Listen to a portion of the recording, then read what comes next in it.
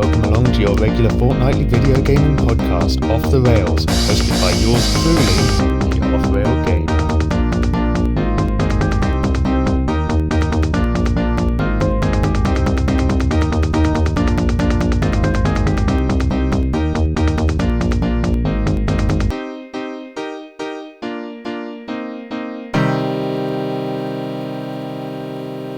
This is episode 13 of Off the Rails, which might be unlucky for some, but not if you're a tattoo artist, right? Unfortunately, I'm not a tattoo artist, but hopefully we can get through this without tissue and carry on with future episodes as well. At this point, you might want to cross your fingers and wish me the very best of luck. Of course, there's no way for me to know whether you're doing this, but to anyone who is, I thank you from the bottom of my heart. And my heart is bootylicious. So there's that, I guess, if that means anything at all. But enough about my heart's derriere. I don't want the podcast to turn into something weird. If you're new here, this diversion is quite irregular to our usual discussions. Off the Rails is a truth-seeking podcast seeking to reveal gaming's greatest mysteries and... Wait, no, I've just been watching too much X-Files and have gotten myself carried away a bit there. Rather, I'm just a simple man with an interest in video games, and every 2 weeks I sit down and talk about them. I'm really just a hobbyist. Off the Rails isn't the only content I put out. This all started with my YouTube channel, which I upload content to almost every week. On YouTube, we're currently around midway through our second annual Season of Scare, which I run every October. Last year, we played through the Red Dead Redemption Undead Nightmare DLC, and also had a look at SNES classic Clock Tower and some more modern titles, including Inside and Pumpkin Jack. This year, we've already had a look at Haunting, starring Guy on Sega Mega Drive, and Ghostmaster on PS2. If you want to know what we're playing next, well, you just have to join me on YouTube. If you look to the podcast episode description, you'll see that I've posted links to everywhere that you'll find me online, which includes YouTube, Twitch, TikTok, and X. I'm not verified anywhere, but these links will bring you to me on these platforms. Furthermore, if you'd like to get in touch with Off the Rails, you can email me at offrailgamer@gmail.com, also included in the podcast episode description. Any comments that can be read out on air may be read out next time, and you could hear your comment read out by me. All you need to do is keep it clean and don't be mean, and as long as I'm not flooded with mail, I'll make every effort to voice your thoughts. And that is the show formally introduced, so now we can get on with the rest of today's episode, and I'll begin by telling you what I've been playing recently.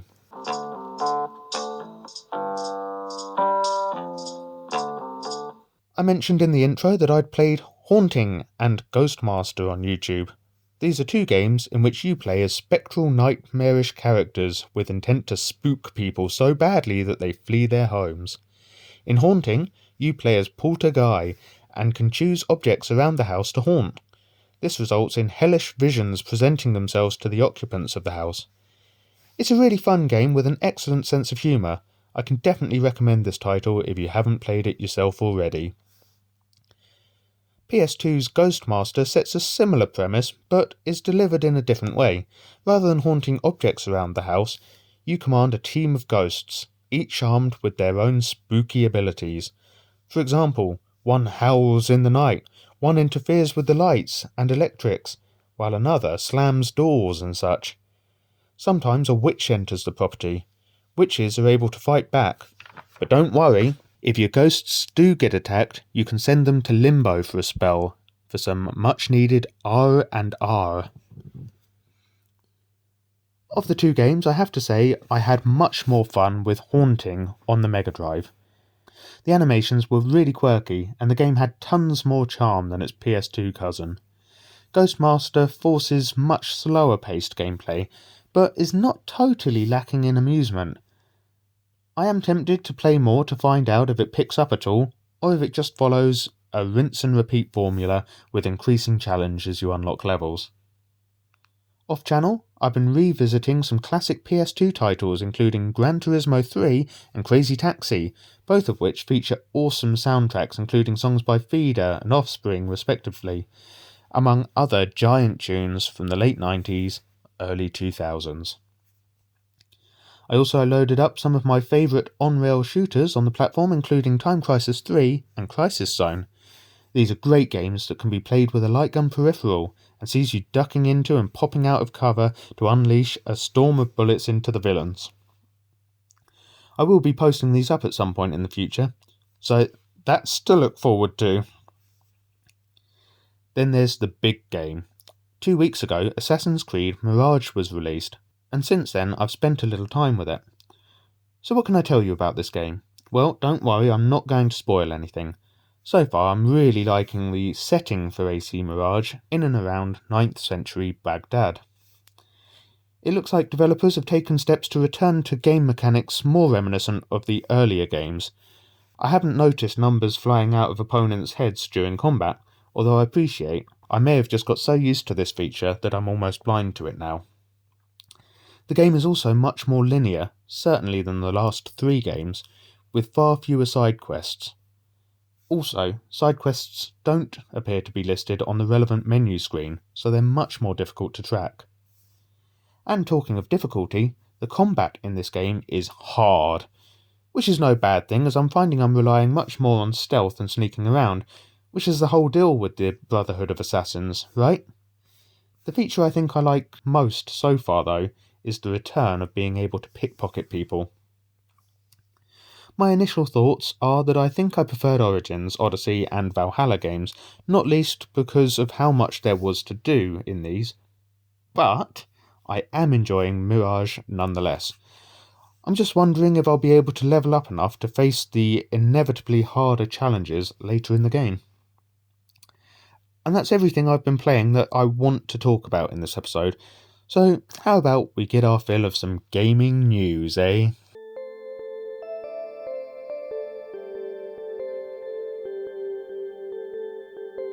First off, I found an article claiming that we might yet see a sequel to 2003's Simpsons Hit and Run. Now, I've noticed this game getting a lot of attention online again this year, and I remember getting this game for Christmas all those years ago. I think that was the only year that I disappeared into my room for the rest of the day. I'd love to see a second game in the series, with modern controls and more up-to-date game mechanics. Don't get me wrong, Hit and Run was near perfect at the time it released, as was GTA San Andreas, but look how far that franchise has come by the release of GTA 5. Of course, we don't want anything as gritty and realistic from a Simpsons game, but just imagine a fully open-world map of Springfield to explore. Unfortunately, the article seemed mostly speculative, and a sequel game has not actually been announced, but it certainly got yours truly dreaming about what might be one day. I think the article, linked in the podcast episode description, does say that the game is claimed to be under development, but who knows how far off an announced trailer is even. Personally, I'd rather they spend some time on it and release a game that fans would be happy to wait for, rather than rushing out some hot garbage. We've plenty of bad Simpsons games to punish ourselves with, if you only look to some of the older consoles. And do you know what? That's pretty much all the gaming news I could find this week. Pitiful, eh? We haven't had a decent news segment in such a long time, I'm half tempted to make some up for you. Given the speculative nature of this week's news, it would hardly be any less noteworthy. Let's have some listeners' whispers, shall we?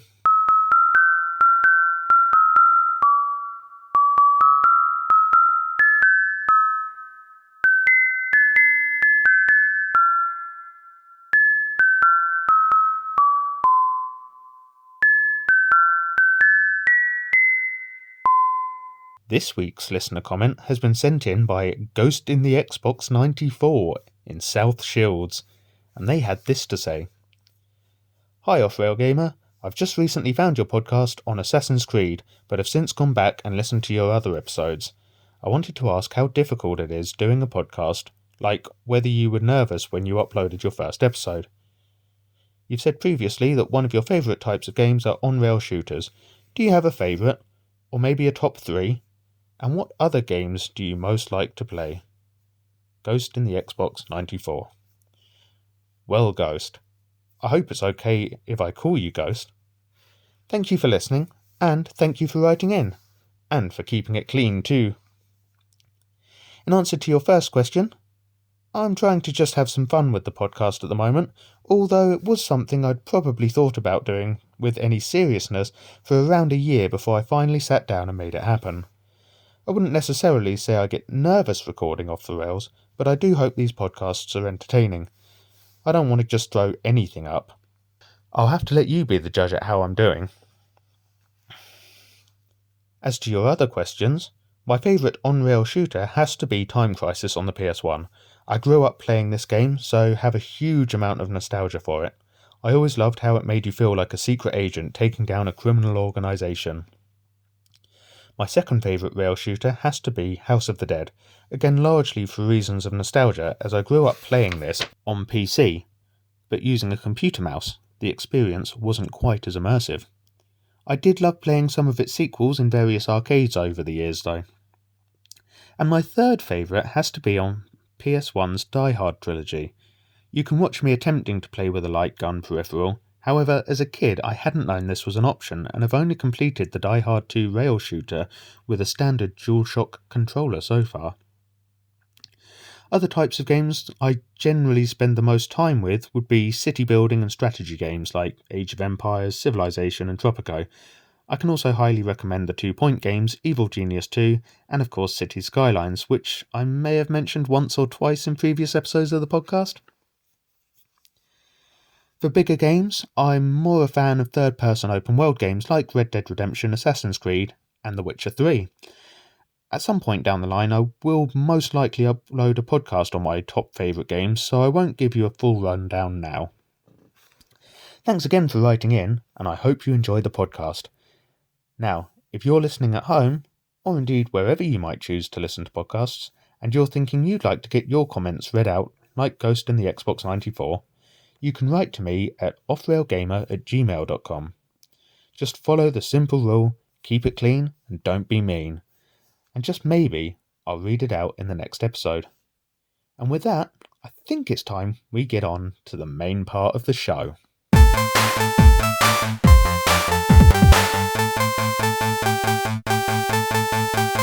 We're only getting 2 podcasts in this October, and as we're currently midway through our season of Scare, I figured I should probably talk about something spooky today. The only problem is, you'll have noticed that I'm not very good at horror games. So, if you're like me, here's 7 games with a spooky theme or aesthetic, but that aren't actually all too scary. And I want to kick things off with the PS1 and a game called Jersey Devil. Don't let the title fool you, I haven't chosen this game because it's named after a famous cryptid that was also the subject of a Blair Witch-like film when found footage movies were all the rage. Jersey Devil is a brightly coloured cartoony platformer, not entirely dissimilar to games like Crash Bandicoot or Spyro the Dragon, though it has to be said this is objectively not as good as those other titles. You play as the title character, a bright purple devil who looks like he could have just stepped out of a Sonic the Hedgehog comic. The game plays out as a fairly standard 3D platformer with fairly short draw distances, making it feel like the whole game plays out in the darkness. And I don't mean the 2000s rock band of the same name. Okay, so why have I chosen to include Jersey Devil in this list of spooky-themed games?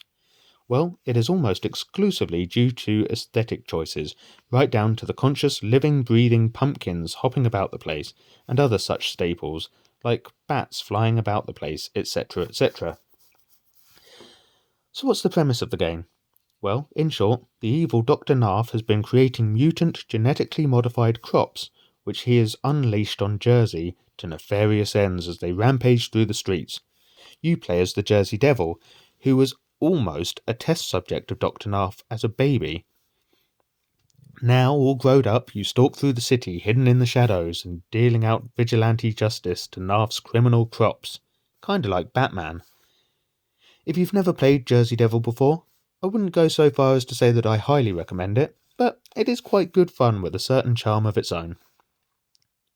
Staying on a bit of a theme for a moment, I now want to bring things much more up to date with Pumpkin Jack, a game I played over on my YouTube channel as part of last year's Season of Scare.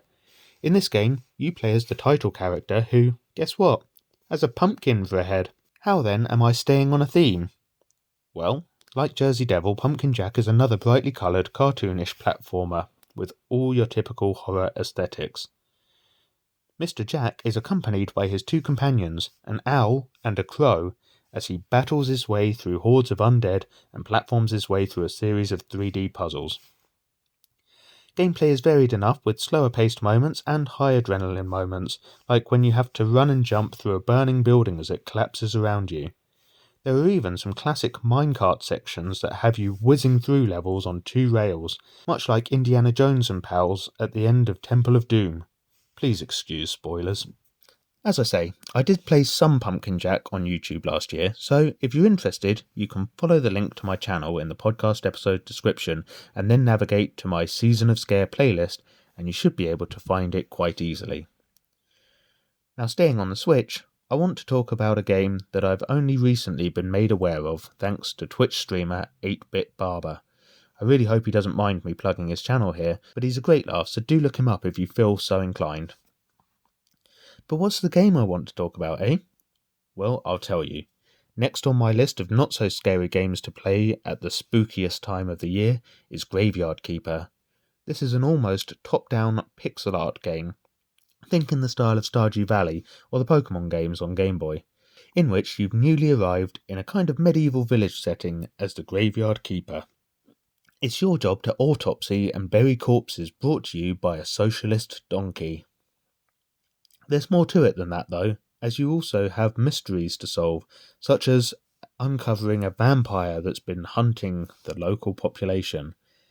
And there's an element of resource management, as you chop down trees or mine rocks and minerals to craft gravestones or markers, and even suits of armour. Wait, suits of armour? What would you need that for? Well, early on in the game, you're given a sword in order to fight some slimes. Kinda like Stardew Valley, right? And there are also bats and such, which are a real pain in the tushy if you'll pardon the explicit language. Oh, and you can also go fishing in this game too. It's not easy though, and has taken me a good deal of time to actually start catching anything. Even now I wouldn't say I've gotten the hang of it yet. Graveyard Keeper is somewhat reminiscent of Stardew Valley, but with a dark twist. It's also a bit trickier than Stardew Valley, with more complex puzzles and some elements, like the fishing, that take a great deal of practice to get anywhere with.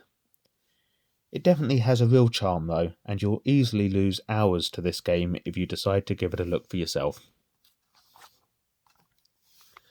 I've already mentioned House of the Dead in this episode, but being one of my top rail shooters, I see no reason to avoid talking about it again.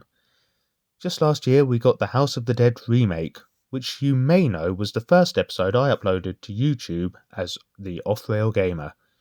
If you want to see how all this grew from the humblest beginnings, be sure to go give that video a watch. House of the Dead is certainly the goriest game in today's list, but fear not, it's certainly no Saw film. Being an on-rail shooter, it also won't have you feeling as tense as something like Resident Evil or Silent Hill might. There are a couple of nice moments where enemies jump out at you fairly quickly though, which might make you jump if you're of a generally nervous disposition. You will feel like a bit of a badass as you gun down zombies and demonic creatures, the mutated creations of Dr. Curian's twisted experiments.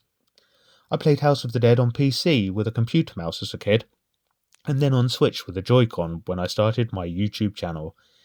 I don't know if you're familiar with the Sinden Lightgun project at all, but I'm half-minded to grab myself one of these and then download the remake on Steam so I can bring that arcade experience home on the big telly. Anyway, House of the Dead is an excellent game to play for Halloween if games like Resident Evil or Outlast don't do your heart any good. The Doom that I want to talk about is not 2016's series reboot, which is excellent fun by the way, but rather original Doom, and in this case the PS1 release to be precise. When I first played Doom, I was almost certainly too young in fairness, and after gunning my way through the first 2 levels, I was left shaking. That was the very first time I ever played my original PlayStation.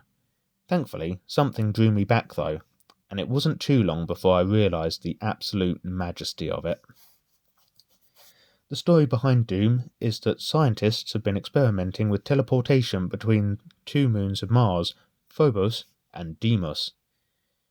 When they sent their first human test subjects through, they inadvertently opened the gates of hell, and the Marines were lost amidst torturous screams of agony. Here is where they enlisted the services of Doom Guy to step into the teleportation device to find out whether any service personnel survived and are awaiting rescue, and also to close the portal to the underworld. Armed with only a pistol and a knuckle duster, Doom Guy runs up against zombified soldiers, imps throwing fireballs at you, chain gun wielding Jabba the Hutt types, flying eyeball monsters, and other hellish demons. Along the way, you will pick up bigger and better guns, including shotguns, chain guns, rocket launchers, and plasma rifles, but nothing compares to the BFG 9000, and I have it on good authority that was what Sinead O'Connor was singing about when she had a good grizzle. Of course, I highly doubt you'd ever catch Doom Guy crying, not even when he gets his hands on a gun so powerful you can destroy a room full of hellspawn in one instant. PopCap Games gave us Plants vs. Zombies, which is a fantastic game set during a zombie apocalypse. One man had the foresight to fend off the walking dead with the produce of his flower beds.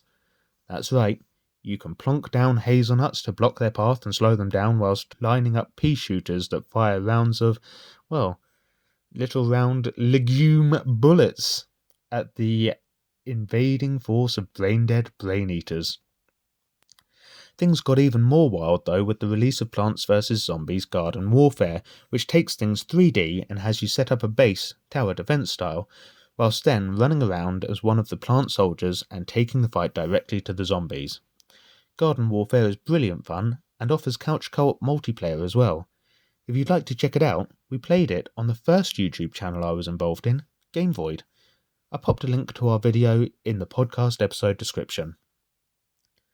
The zombies in Plants vs. Zombies aren't just your bog-standard shufflers like the ones you see in the original Dawn of the Dead, as some of them have stuck traffic cones or garden buckets on their heads, meaning they can take more hits before getting downed. And every now and then they'll send in a big boy, or girl, to really wreak some havoc. I don't think there's too much more that I can say about Plants vs. Zombies, but in my opinion it's definitely one you can play for Halloween that's not going to give you any chest pains or palpitations. So that means we're on to the final game in the list, doesn't it? What could it possibly be? I mean, there are plenty of honourable mentions that I've failed to include in today's lecture, so maybe we can pick this topic up again same time next year. For now, though, I want to take you back to the Sega Mega Drive. And this one works for the time of year not just because it ties in with Halloween, but also with the start of the NHL season. You may not know this, but I'm a bit of a casual fan of the Toronto Maple Leafs.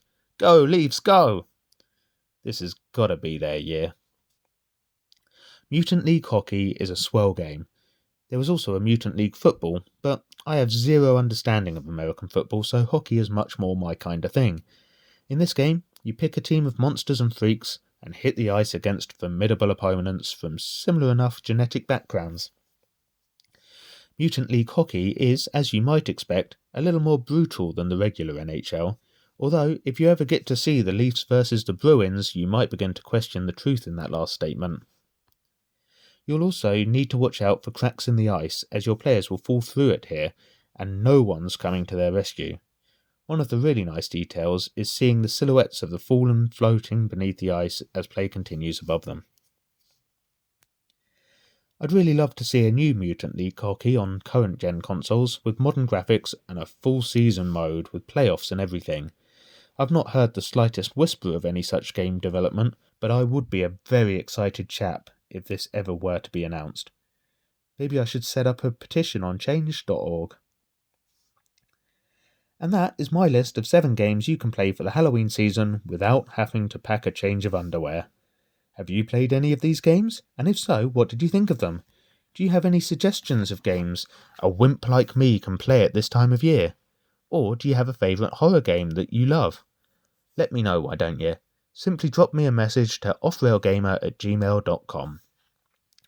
And that just about wraps things up for this episode. I hope you enjoyed it, and I hope to catch you right back here in 2 weeks' time, or over on YouTube this Saturday as we continue our second annual season of Scare. Thanks for listening. Bye!